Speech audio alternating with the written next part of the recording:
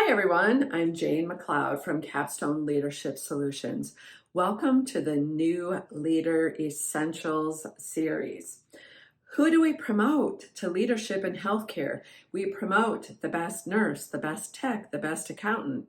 You get the idea, right? But the skills that made somebody the best nurse or the best technician will not necessarily be the same skills that make them the best leader. So while you may have been oriented to the tasks of management, such as how to do a budget, how to get another FTE for your department, how to do your schedule and payroll, or the tactics of great leaders, such as our leadership bundle in Capstone Leadership, this is different. These are essentials that will help you throughout your leadership life, but also your life in general. So let's just start and hop in. So the new essential number 2 is mentoring.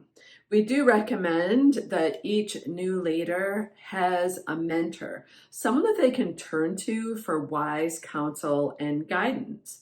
You want to know that you can get answers from somebody who's already walked this path before, right? Because some of the really daunting things that you're going to be doing as a leader, are going to challenge you, and we don't want you to lose sleep over it, right? We want you to be able to go to someone, and you may have more than one mentor throughout your life as a leader. You may have mentors for certain things, certain problems, maybe difficult conversations that an HR leader would have done a lot of times. Maybe a struggle with your budget and your finances in your department that someone in the accounting department would have faced many, many times. But maybe just those relationships that you need to untangle that have got you all messed up. So when I think of like the world's greatest mentor, it's Yoda, right? From Star Wars. And remember that scene where Luke is traveling through this really, really thick forest with water and potholes and bugs and freaky animals jumping all over the place. And he was just flailing about. But Yoda was strapped to his back and whispering in his ear the whole time to say, "It's all right. We got this. No big deal. Let me tell you how we should do this." So the number one thing that we want you to remember about getting a member is you need to choose wisely. And that's also what Yoda told, Luke as well. Choose wisely. So here's what you should not choose. First of all, you need to make sure that the person that you're asking to mentor you has time to do so and is easy to access.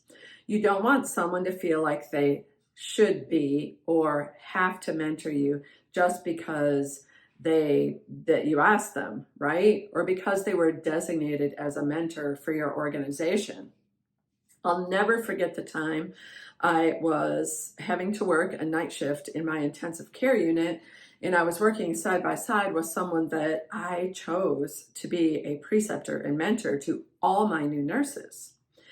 And when a new nurse went down to the cafeteria to get her meal for the evening, I heard my preceptor mentor sigh, "Oh, I'm so glad she's gone. I just needed to get rid of her for 5 minutes." And I was like, what? I thought you loved working with new nurses. "No, I do it because you asked me," she said, "not because I want to."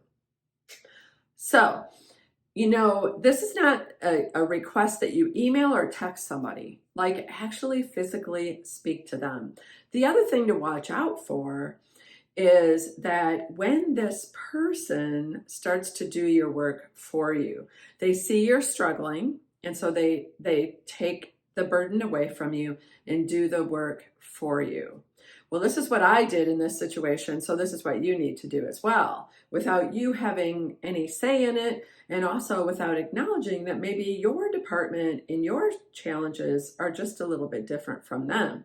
It might feel good in the moment, but in the long run, they're not helping you grow as a leader. And that's what you really, really want from a mentor, is someone who will not strive to make you more like them and what they did in their leadership challenges, but rather will teach you to capitalize on your own.